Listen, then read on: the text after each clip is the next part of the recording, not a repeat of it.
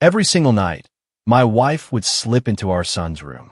What I saw on that hidden camera one evening didn't just shock me. It shattered my entire world and exposed a betrayal I never imagined could exist in my own home. My name is Darius Thurman. I'm a long-haul truck driver from a quiet little town outside Augusta, Georgia. For years, my life was on the road, coast to coast, hauling freight. My heart, though, was always back home with my wife, Nia, and our son, Ethan. I was out there busting my butt, trying to build a better life for them. You think you know the people closest to you, right? You believe in the sanctuary of your own home.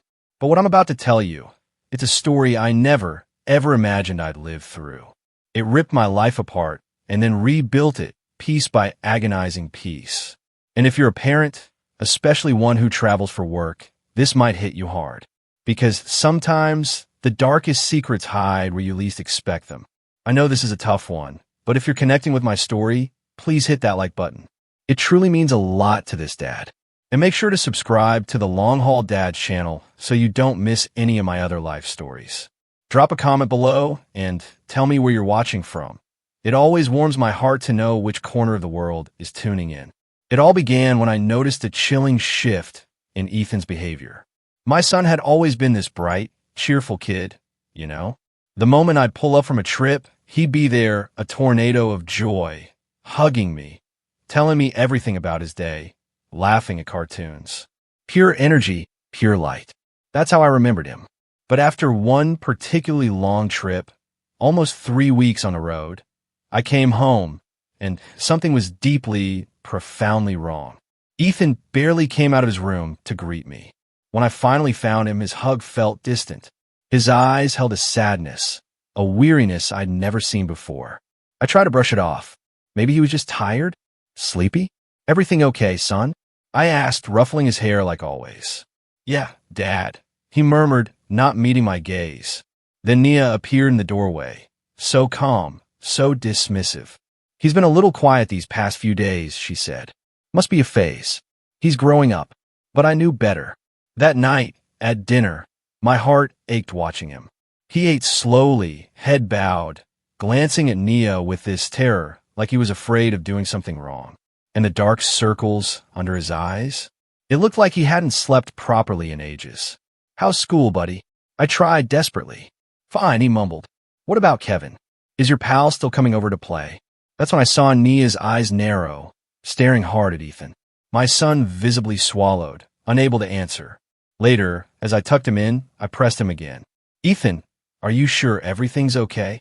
That's when he gripped my hand, his small voice trembling as he said something that sent ice through my veins. Dad, don't tell Mom I talked to you. My heart was pounding. Talked about what, son? I whispered, but before he could answer, Nia was there in the doorway. Time for bed, Ethan. School's early tomorrow.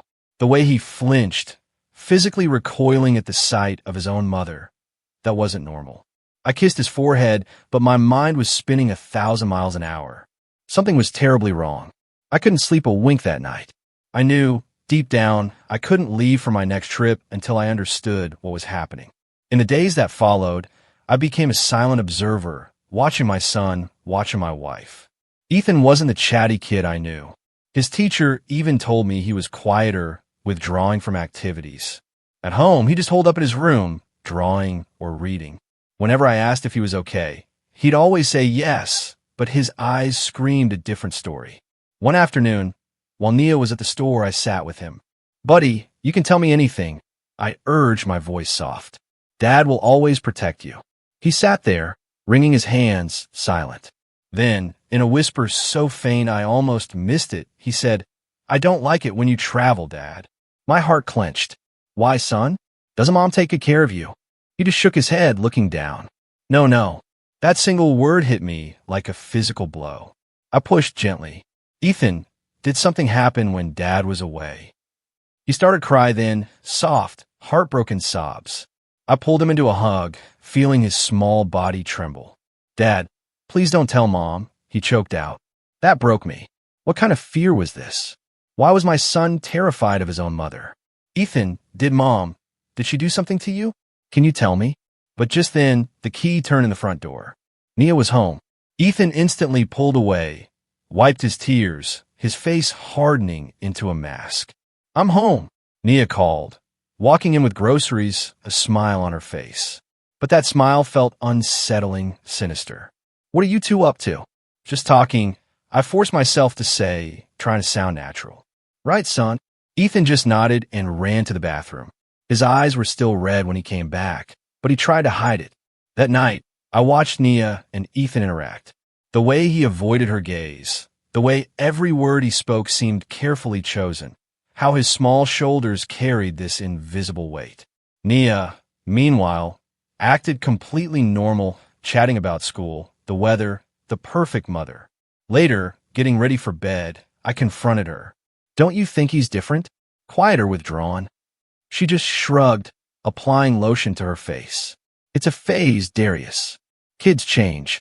One day, they're joyful, the next introverted. It's normal."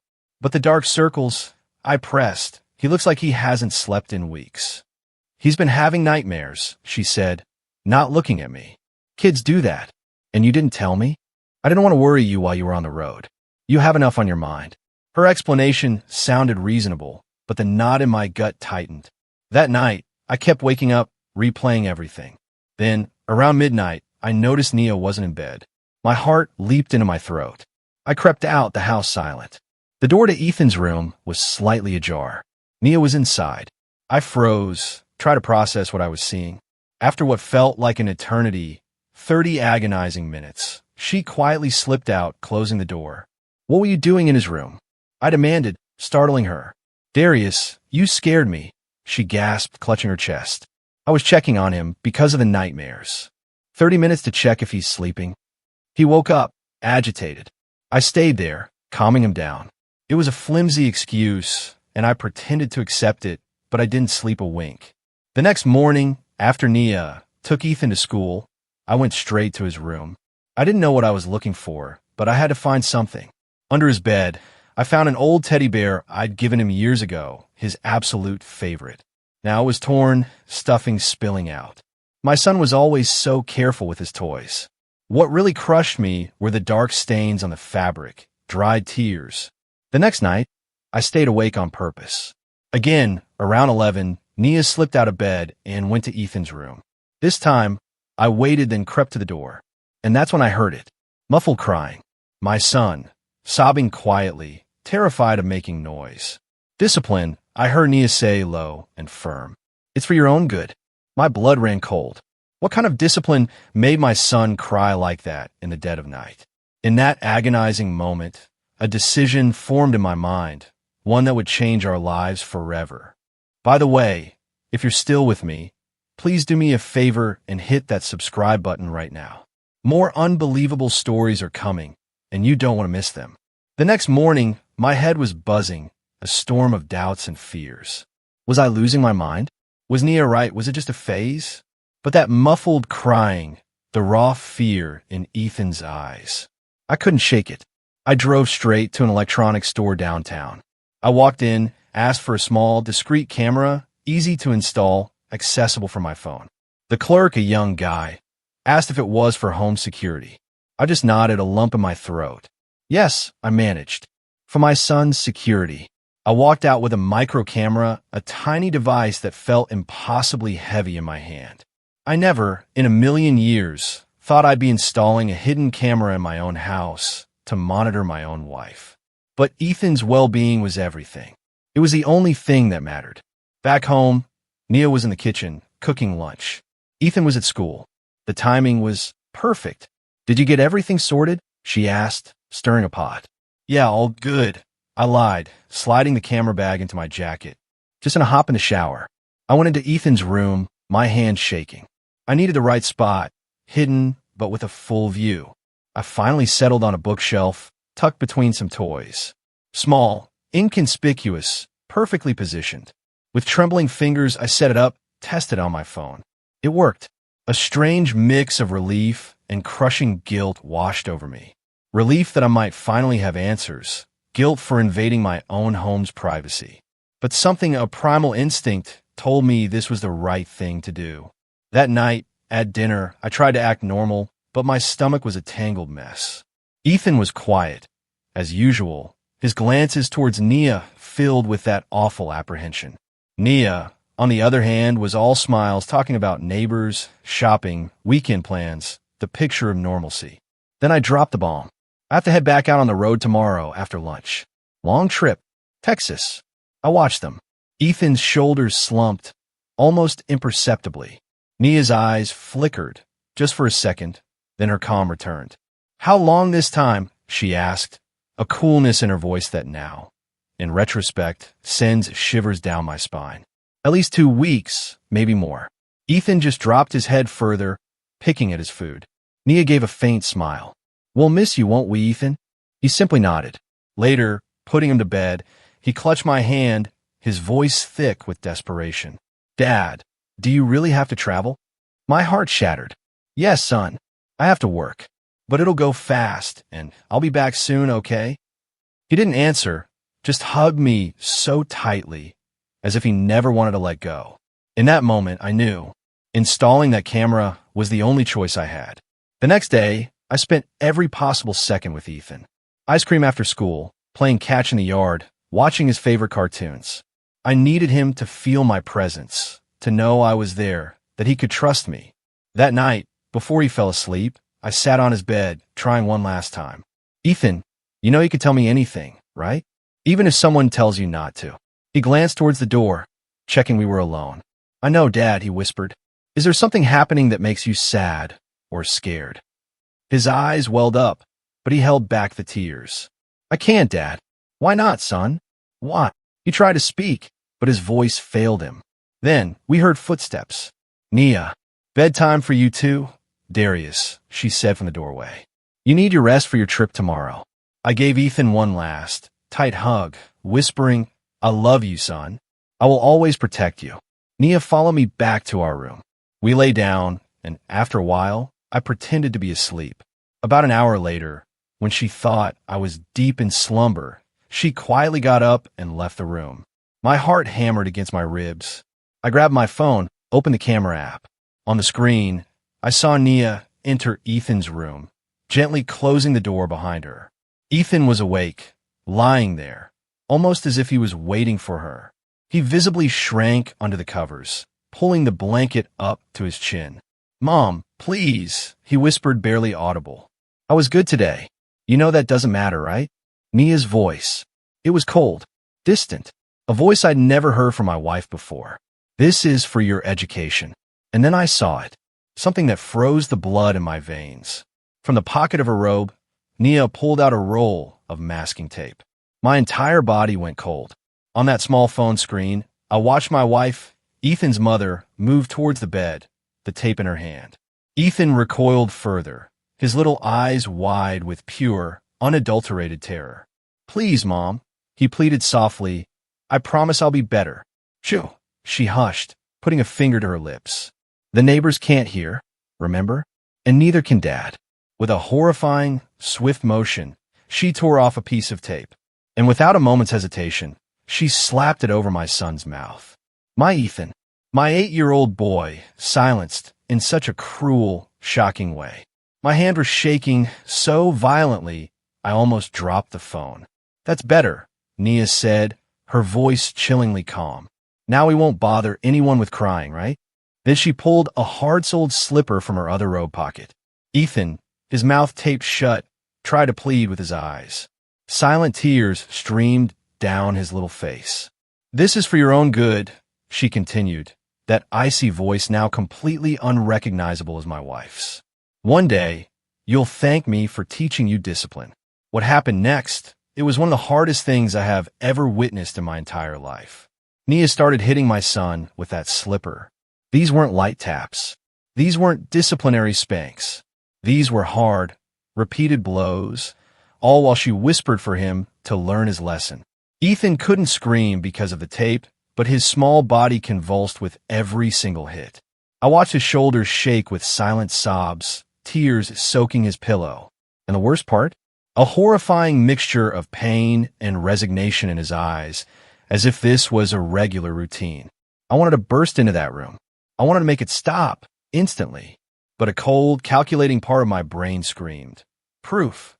I needed concrete proof.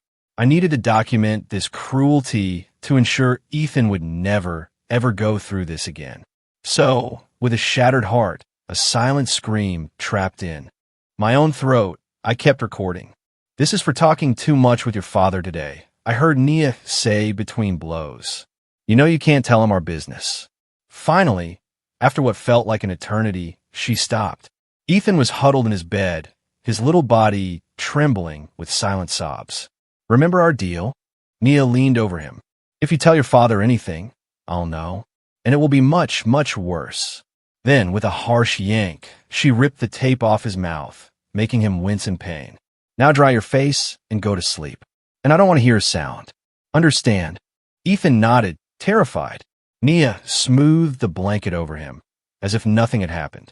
As if that empty gesture could erase the violence. Good night, son, she said, then left the room, gently closing the door. In the darkness of my own room, phone still clutched in my hand, the images of what I'd just witnessed burned into my memory. I cried. Silent, gut-wrenching sobs. How hadn't I seen it? How could I have left my son vulnerable for so long? The trips, the long absences. How long had this been going on? Minutes later, Nia returned to our bed. I feigned sleep, every fiber of my being screaming to confront her, to unleash my rage. But I knew I needed to be strategic. Ethan was in danger, and I had to act carefully, precisely, to protect him properly. I spent the entire night awake, checking the camera periodically. I watched Ethan, after his mother left, cry silently, clutching that broken teddy bear. I watched him finally fall asleep, utterly exhausted. And I promised myself, in the deepest part of my soul, that I would do everything to get my son out of that nightmare. The next morning, I was up before anyone. My heart ached seeing Ethan come into the kitchen, those same deep dark circles, that defeated look. I tried to be normal, to hide the horror I felt. Did you sleep well, son? I asked, my voice carefully neutral. Yes, Dad, he mumbled, avoiding my gaze. I crouched down. Ethan, look at me. Slowly, he raised his eyes, and I saw it all. The fear, the pain, raw and exposed. I love you very much, I told him, holding his small hands. And I'm going to do everything to protect you. Do you believe me? For a fleeting second, hope flickered in his eyes, but it vanished as Nia entered the kitchen, cheerful as ever. Good morning. Already having breakfast? That's great.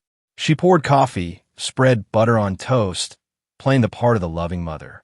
The same woman who, just hours before, had tortured our son in the dead of night. What time are you leaving today? She asked casually. After lunch, I replied, trying to keep my voice steady. Want to take advantage of the daylight. Very good, she smiled. Don't worry about a thing. We'll be fine, won't we, Ethan? My son just nodded silent. After breakfast, while Nia took Ethan to school, I moved like a man possessed. I copied that video, transferring it to a flash drive, uploading it to cloud storage. I couldn't risk losing that terrible, crucial evidence. That afternoon, when I got back on the road, it was anything but a normal work trip. Every mile that took me away from home was pure agony. My son was alone with his abuser. But now I had a plan. The camera would remain vigilant, recording everything, so I could act with the full force of the law. That night, I pulled into a rest stop, my heart heavy, and opened the camera app. Just as I feared, the horrific scene from the night before began to repeat. Nia entered the room, closed the door, and the ritual of abuse started again. Cry quietly. I heard her say, as she applied the tape to Ethan's mouth, "Your father can never know this." That was it. I couldn't wait another second. My son would not spend another night in that house. With trembling hands and tears blurring my vision, I called Kevin, Nia's brother, my brother-in-law. Kevin Ellington was always a good man, always loved Ethan, and despite everything, I trusted him. Darius, everything okay? You don't usually call this late, he said, his voice laced with concern. Kevin, I need your help. I managed, struggling to control my voice. It's an emergency. It's about Ethan. What happened? Is he sick? No, it's worse. I need you to go to my house right now and get Ethan out of there. Invent any excuse. Say you need him to help assemble a surprise gift for Chloe. Anything. Just get my son away from Nia. Please. Darius, You're scaring me. What's going on? I don't have time to explain everything right now. I'm almost 8 hours from home. Can I trust you? There was a long, heavy silence on the other end. Then a serious, firm voice. Yes, Darius. You can trust me. I'll go get Ethan right now. Thank you, I whispered, a breath of relief escaping me. When you have him safe, call me. And please, don't tell Nia anything. I hung up, staring at my phone, praying Kevin would get my son out. And then I drove. I didn't care about the delivery, about my job. Nothing. I just wanted to get home. To protect my son. An hour and a half later, my phone rang. It was Kevin.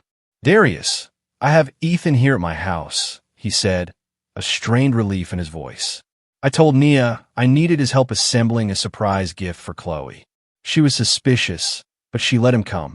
He's here, safe with Chloe. I closed my eyes, a silent, heartfelt prayer of thanks. How is he? Quiet. Scared. He's asked for you a few times. Want to talk to him? Yes. Please. A moment of shuffling, then my son's small voice. Dad. Hey, buddy. I choked out, a wave of emotion overwhelming me. Are you okay there with Uncle Kevin? I'm okay, he whispered. Dad, are you coming to get me? I am, son. I'm driving home right now. I'll get there as fast as I can. You just stay with your uncle. He's going to take care of you. Okay, he said, and I could hear the sheer relief in that single word. Then the most heartbreaking thing. Dad, thank you. Thank you. My son was thanking me for rescuing him from abuse, as if being treated with dignity was a favor. I love you so much, Ethan. We'll be together soon. Kevin got back on the line. Darius, are you going to tell me what's going on? Ethan is terrified of going home. What did Nia do? Kevin, I said, my voice raw. I know this is almost impossible to believe. But your sister, she's been physically abusing Ethan. I have video proof. A long, stunned silence. This can't be true. Nia wouldn't do that. I didn't want to believe it either, I replied, my voice breaking. But I saw it. With my own eyes. I put a camera in his room because I knew something was wrong. She waits until I'm asleep or gone. Goes into his room in the middle of the night. Tapes his mouth shut so he can't make a sound. And she hits him, Kevin. These aren't disciplinary spanks. It's pure, calculated violence. Oh my God, he whispered, clearly shaken. I have the videos. I'll show you when I get there. For now, I just need to know my son is safe. He's safe here, with me and Chloe, Kevin assured me. Nia's already called twice, asking when I'm bringing him back. What did you tell her? I said he was helping me assemble a surprise furniture piece for Chloe's birthday, and we'd grab burgers later. I'd bring him back then. I don't know if she bought it, but it was the best I could come up with. Thank you, Kevin. Seriously, I should be home in the morning. I'll come straight. To your house. Won't even stop at mine first. We'll be waiting. And Darius, I don't even know what to say. I never imagined my sister was capable of something like that. Me neither, I said, a bitter knot forming in my throat. Me neither. I drove all night without rest, fueled by a terrifying mix of fury and guilt. Every moment, I thought of Ethan, the scars those months or years of abuse would leave. How could a mother do that to her own child? How had I been so blind? All the small signs I dismissed, the dark circles, the withdrawn behavior, the fear in his eyes, Nia's convenient excuses. All those times Ethan tried to tell me something, but stopped when she walked in. All those times he begged me not to travel. Around 6 in the morning, I pulled into a gas station, refueled, splashed water on my face.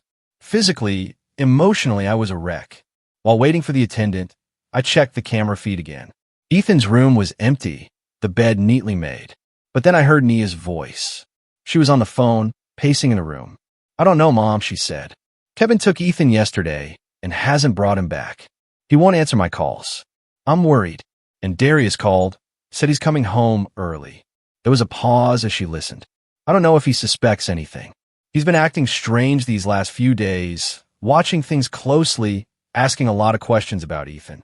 Another pause. Of course, I didn't tell him anything. Ethan knows not to talk.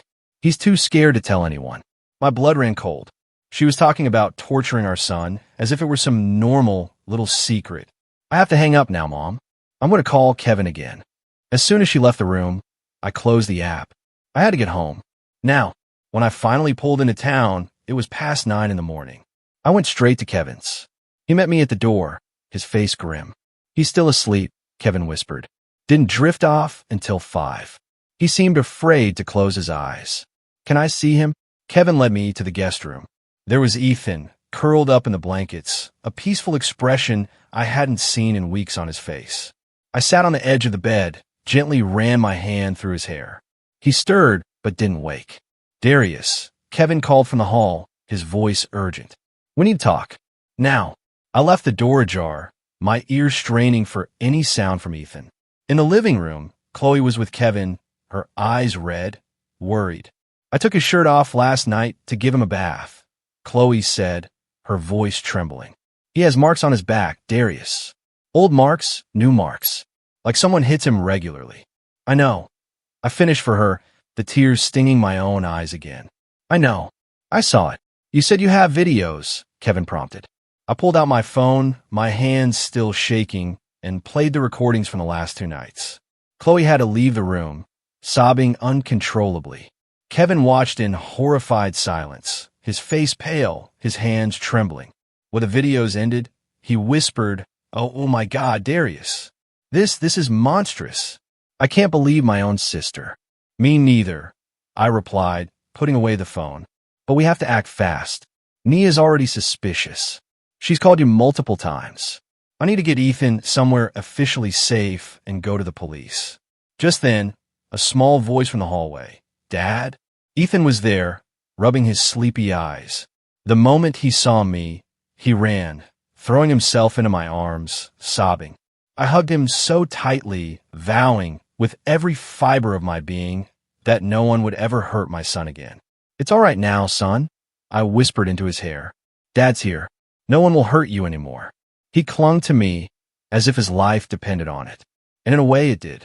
I sat on the sofa. Ethan nestled in my lap, his face buried in my chest, his small hands clutching my shirt, as if he feared I might disappear at any moment. Kevin and Chloe gave us space, retreating to the kitchen for coffee. I just held him, feeling his trembling body slowly calm. Buddy, I said softly, when he seemed a little more relaxed. I need to talk to you about something really important. He lifted his face, his eyes still red, filled with so much fear, so much pain for a child so small. You don't have to be scared anymore, I promised, holding his hands. I know what was happening when I wasn't home. I know what Mom was doing to you at night. His body instantly stiffened. Panic flared in his eyes. Dad, she'll be mad if she knows I said something. You didn't say anything, son. I quickly explained, trying to soothe him. I found out on my own. I installed a camera in your room before I traveled. I saw everything that happened. He stared at me, confused. You saw? I saw, son. I saw everything she was doing to you. The tape on your mouth, the hitting. He lowered his head, a wave of shame washing over his small face. I'm sorry, Dad. Those 2 words shattered me anew. My son, apologizing for being a victim of abuse. I gently held his face, making him look at me. Ethan, listen closely to what Dad is going to say. You didn't do anything wrong. Nothing. What Mom did to you is wrong. Very wrong. No adult, not even a parent, is allowed to hurt a child like that. Do you understand? He nodded slowly, but the doubt lingered. Years of manipulation and fear wouldn't vanish with a few words. How long has this been going on, son? He bit his lip, hesitating. Since you started taking the longer trips. She said it was to teach me to be a good boy while you were away. She said if I told anyone, nobody would believe me. That she'd say I was lying for attention.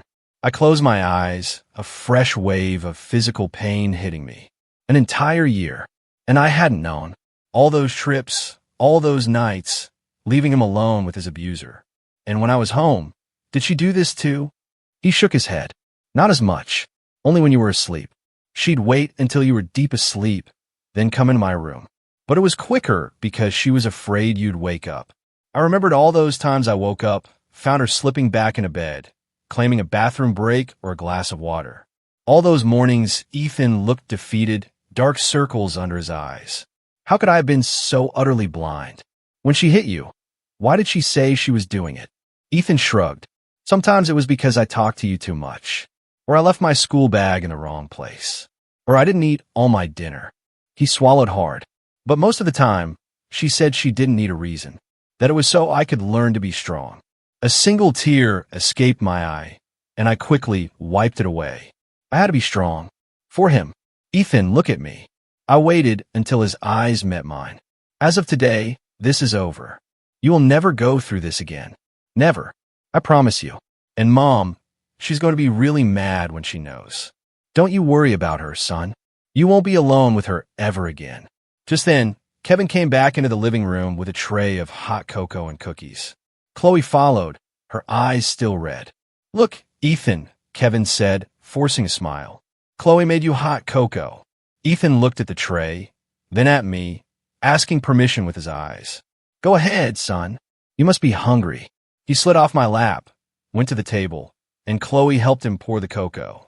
While he ate, Kevin gestured for me to step outside. So, Darius, he began, what are you going to do now? I'm going straight to the precinct, I said, my voice firm with resolve. I'm going to show them the videos, file a report, and ask for a restraining order for Ethan. Everything necessary to keep my son safe. Kevin sighed heavily. You know this is going to destroy your family, right? Nia could go to jail. I looked him dead in the eye. Kevin, I know she's your sister, but what she did, what she's been doing for months, that already destroyed our family. A mother who tortures her own child doesn't deserve that title. And yes, if the justice system decides she should go to jail, then so be it. He nodded slowly. You're right. It's hard to accept your own sister is capable of something like that. But Ethan comes first. He's just a kid. Exactly, I agreed. And I failed him once. I won't fail him again. What can I do to help? You're already helping, Kevin, by giving us shelter, by protecting my son when I couldn't. I just need you and Chloe to stay with Ethan while I go to the precinct. I don't want him to go through that right now. Of course, no problem. He can stay here as long as necessary. We went back inside. Ethan was actually a little more cheerful, talking quietly with Chloe, munching on cookies. It was the first time in so long I'd seen him almost relaxed, almost like the boy he should be. Buddy, I called, kneeling beside him. Dad needs to go out for a few hours to take care of some important things. You'll stay here with Uncle Kevin and Aunt Chloe, okay? The panic immediately returned to his eyes. You'll come back, right, Dad? Promise. Of course, I'm coming back, son. I promise. I'm just going to sort some things out to make sure you're safe. Mom is going to come and get me, isn't she? No, I replied, my voice firm and unwavering. She's not coming here. Understood. He nodded, but still looked insecure. Chloe, seeing his fear, stepped in. Ethan, how about we watch that superhero movie you love so much while your dad takes care of things? The suggestion seemed to cheer him a little. I gave him one last hug, promising again that I'd be back soon. On the way to the precinct, my phone kept ringing. It was Nia. I ignored the first few calls, but on the fifth, I decided to answer. I needed to buy time. Hello. I set my voice dry. Darius, she exclaimed, sounding relieved. Thank God. I've been trying to call you for hours. Kevin took Ethan last night and hasn't brought him back. He won't answer my calls. I'm worried. The sheer hypocrisy of her words infuriated me. Her worried? About the son she methodically abused? He's fine, I replied, trying to keep the rage out of my voice. He's still with Kevin. Why didn't you tell me you were coming back early? And why haven't you come home? Where are you? I'm taking care of some business, I evaded. I'll be home later. Darius, what is going on? You're acting strange. We'll talk when I get there, I said, and hung up before she could ask another question. At the sheriff's office, a detective listened to my entire horrifying account with grave attention. When I showed her the videos, she shook her head, visibly disturbed. Mr. Thurman, this is a serious case of domestic violence against a minor, she explained, her voice firm. We're going to take all the necessary measures. First, we will file a detailed report and request an emergency protective order to keep your wife away from the child. And for the custody of your son, you can immediately file for temporary custody. With this evidence, it is very likely the judge will grant the petition.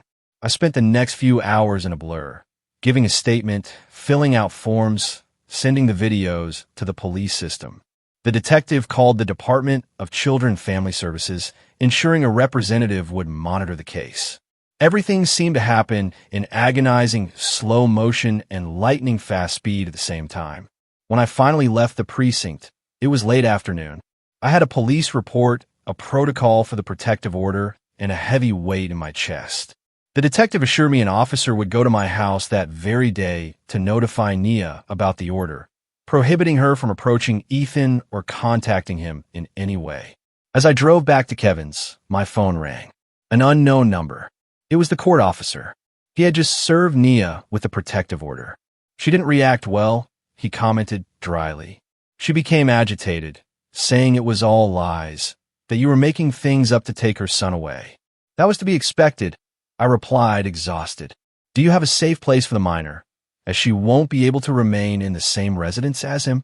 Yes, we're at my brother-in-law's house for now. I plan to rent a place of our own in the coming days. Excellent. Any problems, contact the precinct immediately. When I arrived at Kevin's, I found Ethan watching TV with Chloe, a quiet, almost peaceful scene. When he saw me, he ran, throwing himself into my arms. You came back, he exclaimed, pure relief. I promised you, didn't I? I smiled, picking him up. And Dad always keeps his promises. Kevin pulled me into the kitchen while Chloe stayed with Ethan. Nia came here, he said quietly, his voice tense. My blood ran cold. What? When? About an hour ago. She was absolutely furious, screaming that you'd made up lies, that you wanted to keep her away from her son. She said she'd just received a protective order and knew we were here. She tried to come in to see Ethan. Tried.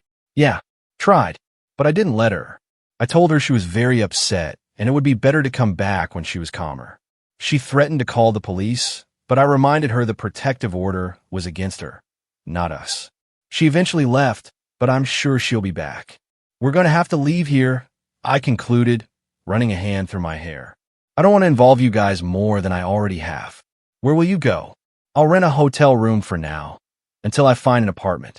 Don't be foolish, Darius, Kevin said, putting a hand on my shoulder. You can stay here for as long as you need. My house is big. We have the guest room. Ethan's already comfortable here. I don't want to cause trouble for you and Chloe. Nia is your sister. It's so complicated. She's my sister, yes. But what she did is unforgivable. Ethan is just a child. He didn't deserve any of this. You're staying here until you get settled again. End of story. I felt a wave of overwhelming gratitude for this man. Despite everything, despite the fact that Nia was his own flesh and blood, he chose to stand with what was right, with justice, and with the protection of an innocent child. That night, as I tucked Ethan into the guest room, he asked me to stay until he fell asleep. I lay beside him, the silence thick. Dad, he whispered, Mom won't hurt me anymore, right? No, son. Never again, I promised, holding his small hand. Dad is going to protect you always. She got really mad because you found out.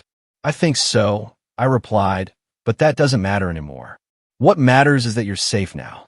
He was silent for a few more moments, then, almost too soft to hear, he said, You know, Dad, I prayed every night for you to find out. I was so scared to tell you. Tears stung my eyes again. I'm so sorry I didn't find out sooner, son. I'm so sorry.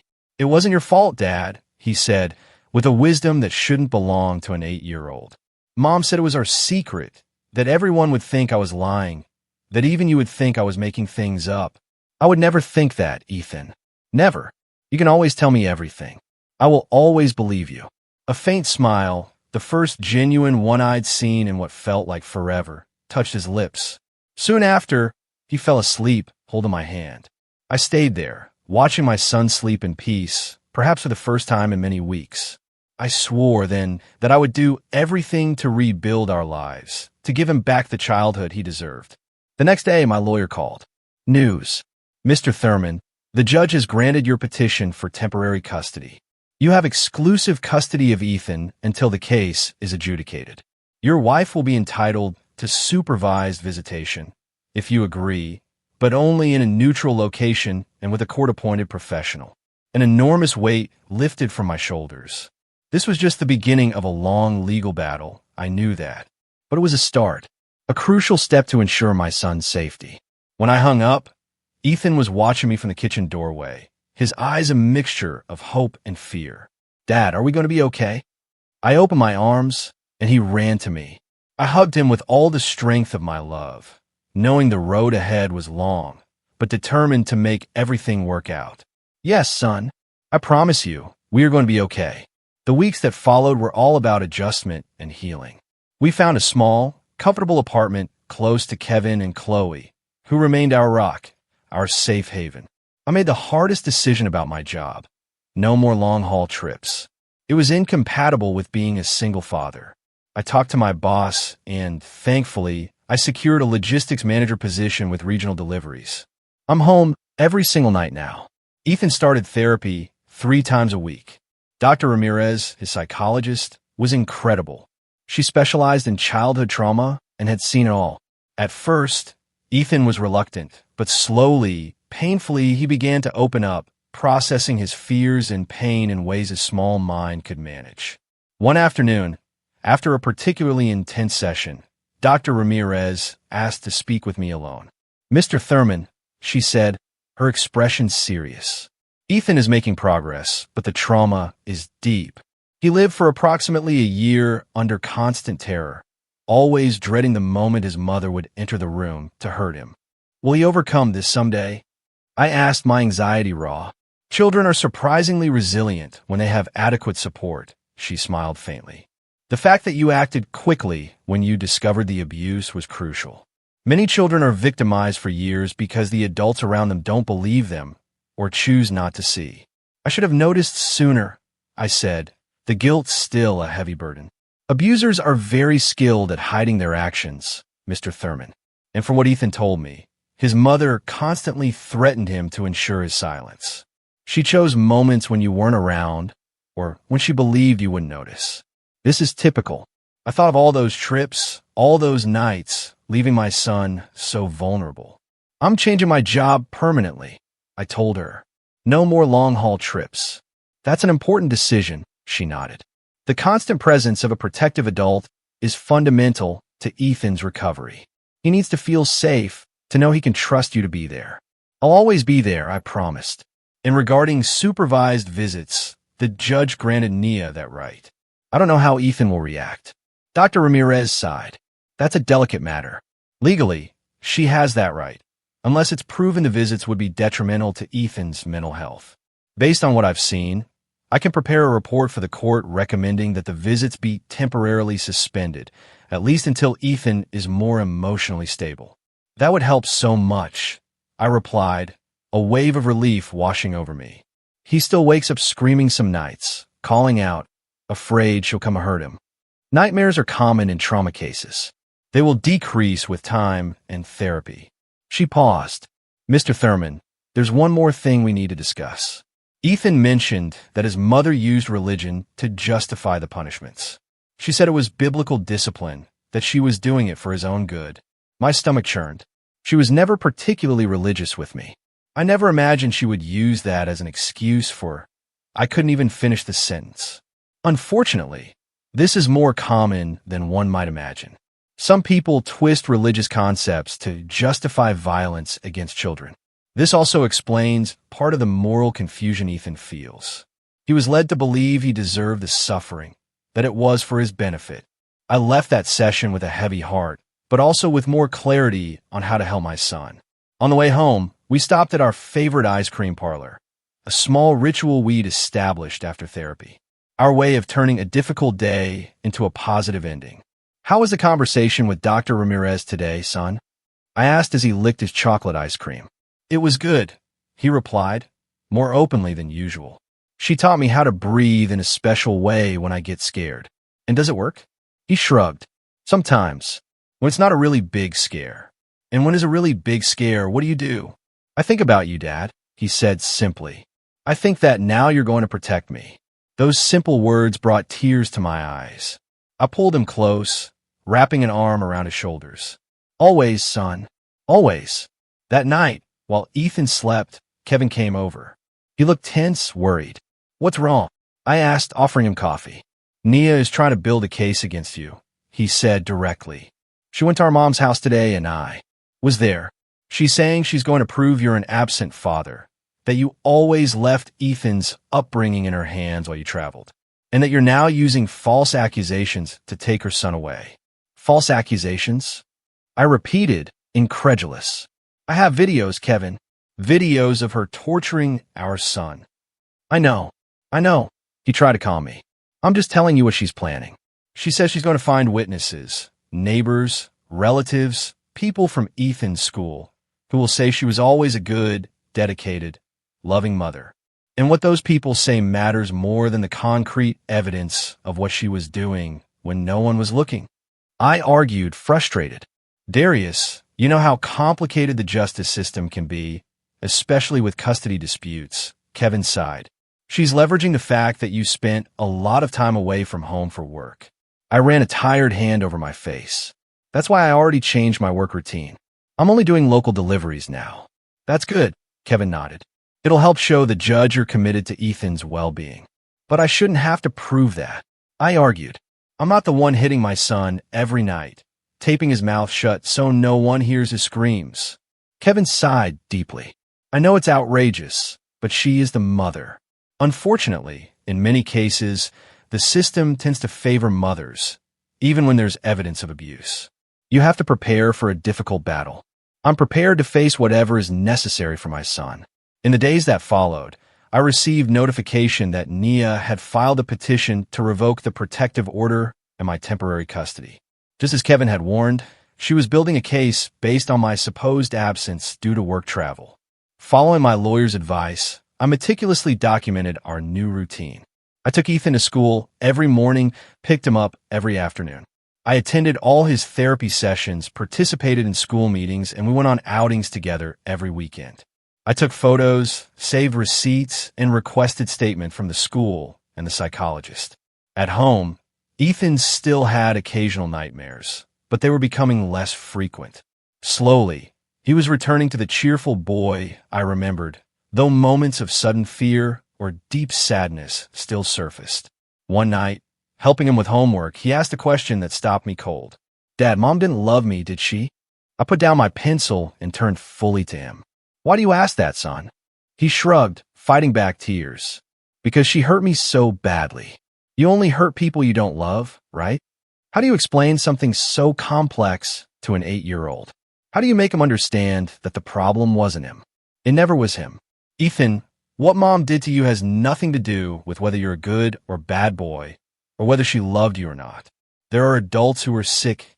In here, I pointed to my head, and in here, I pointed to my heart. They do very bad things because they don't know how to handle their own feelings and problems. So, Mom is sick? He asked, trying to understand. In a way, yes. It's not a sickness like the flu or a stomach ache. It's a sickness that makes a person hurt others, especially those who can't defend themselves. And that is very, very wrong. He was silent, processing. Will she ever get better? That was the hardest question. I don't know, son. Some people realize they're sick and seek help. Others don't. But the most important thing is that you are safe now. And I'm going to do everything I can to keep you that way. And if the judge says I have to go back and live with her, he asked, evident fear in his voice. That's not going to happen, I assured him, pulling him into a hug. We have proof of what she did, and your well-being is what matters most to the judge. Plus, Dr. Ramirez is helping to explain to the court that you need time to feel safe again. That conversation echoed in my mind for days. My small son, trying to grasp why his own mother had subjected him to such cruelty. 2 weeks later, the news came. Nia's petition to revoke the protective order was denied. Dr. Ramirez's report, along with the videos and Ethan's own testimony, given in a protected environment with psychological support, were decisive. The judge not only maintained the protective order, but also temporarily suspended Nia's right to supervised visits, determining she needed psychological evaluation and mandatory treatment before any contact could be reestablished. It was a significant victory, but I knew the battle wasn't over. Nia wouldn't give up easily, and we still had the final hearing for permanent custody ahead. That night, as Ethan slept peacefully, a truly deep sleep for the first time in many weeks, I sat on the balcony of our small apartment. I reflected on everything. The terrible discovery, the desperate rescue, the nights of nightmares, the therapy sessions, the court battles. It had been the most difficult period of our lives, but also the beginning of our healing. I looked up at the stars, thinking how our future now seemed a little clearer, a little more hopeful. Ethan was smiling again, playing, trusting. I'd found a new balance between work and family, prioritizing what truly mattered. And though the road was still long for the first time in a long time, I truly believed we would be okay. My phone vibrated. A message from Kevin, a photo he'd taken that day during a barbecue at his house. Ethan was there, laughing, holding a marshmallow on a stick over the grill, his eyes shining with a genuine joy I hadn't seen in so long. Below the photo, Kevin's message. That smile is worth every battle, isn't it? My heart full, I replied. Every single one. Today, almost 2 years after that fateful night, I installed the camera in my son's room. Our lives have taken a completely different path. We live in a small but comfortable house with a yard where Ethan can play and where we planted a small vegetable patch together. I'm a logistics manager for a local transport company now. No more long trips. I'm home every single night. Ethan is 10 years old. The nightmares that were once frequent are rare. He still goes to therapy, but only once a week. Dr. Ramirez says his progress is remarkable. While some emotional scars will likely stay with him for a long time, he's learned to deal with those wounds, to understand that what happened wasn't his fault, and to recognize warning signs and ask for help when he needs it. At school, my son is an engaged student again. He's made new friends, joined the soccer team. Seeing the joy on his face when he scores a goal, hearing his carefree laugh while playing with his teammates, those are the moments that affirm our fight was worth it. As for Nia, the justice system ran its course. After many hearings and psychological evaluations, she was found guilty of child abuse and mistreatment.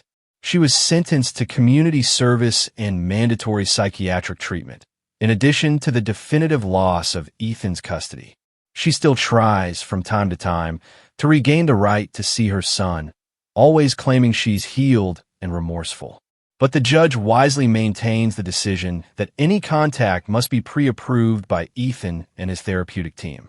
To this day, my son has shown no interest in seeing his mother again. When a subject comes up, he becomes quiet, thoughtful, and usually changes the topic. Dr. Ramirez explained this as normal and healthy. He's protecting himself, setting boundaries, something that was denied to him for so long. Perhaps one day, when he's older and emotionally prepared, he'll decide to resume some form of contact. But that will be his decision when and if he's ready. What struck me most throughout this journey was realizing how domestic violence against children can happen silently, right under our noses. Nia maintained a perfect image, dedicated mother, in everyone's eyes, neighbors, family, teachers. No one ever suspected what she did when the doors closed. No one, except her terrified son, who had no voice, no power to defend himself. I learned to always be alert to the signs. Ethan's behavioral changes weren't just a phase or growth, as Nia tried to convince me. They were silent cries for help that I, tragically, was slow to hear. Today, I am much more observant, not just with my son, but with other children around me. I've identified suspicious situations a few times, and I haven't hesitated to contact the authorities.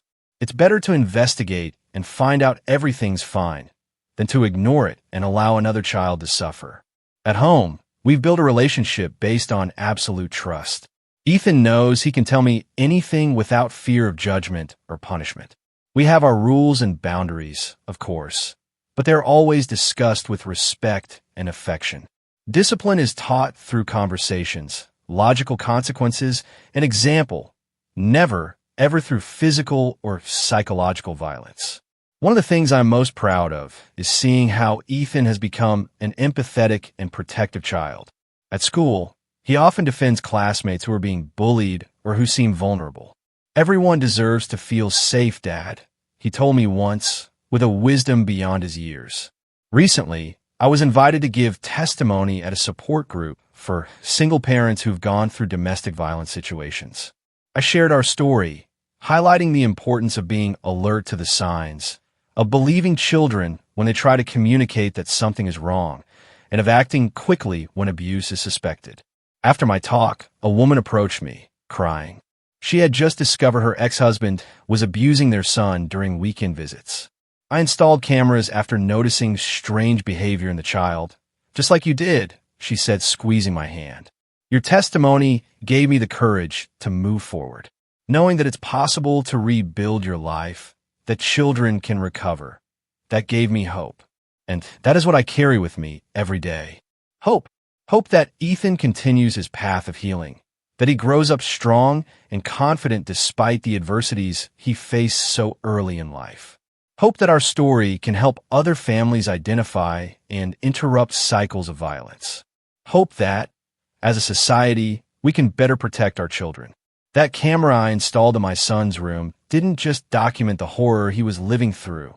It saved his life. It allowed me to see the dark truth hidden in my own home and gave me the necessary tools to protect him. It was a desperate gesture that turned into salvation.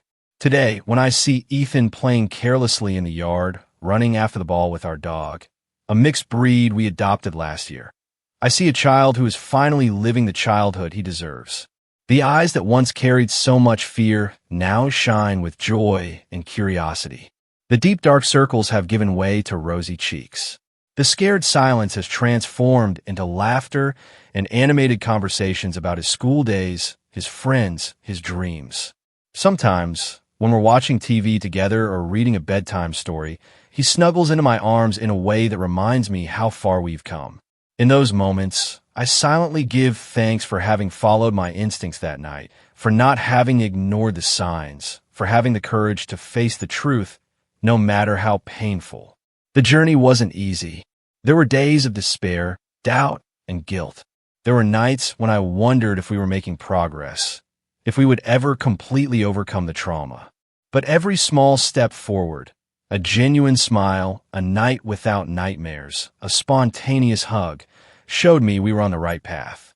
To the parents watching me, I'll leave you with a piece of advice born from pain and experience. Trust your instincts. If something seems wrong with your child, it probably is. Children change their behavior for various reasons, but drastic changes, especially those involving fear, withdrawal, and physical signs like dark circles or bruises, should never, ever be ignored. Talk to your children. Be present. Observe. Listen not only to what they say, but also to what they don't say, what they express through behavior, drawings, and games. And remember, violence against children has no justification. It is not discipline. It is not education. It is not for their own good. It is pure and simple abuse.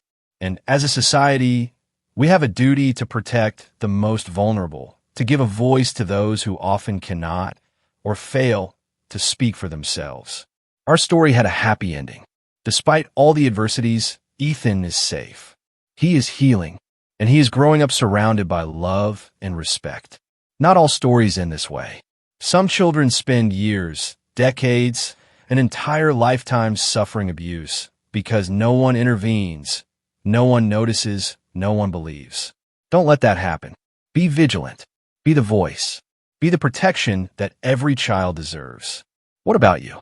Have you ever had to fight for a child you love, even when it seemed impossible? Tell me your thoughts in the comments below. I really want to know. And if this story touched your heart, please give it a like and subscribe to the Long Haul Dads channel right now so you don't miss my next stories. Thanks for watching. Take care. Goodbye.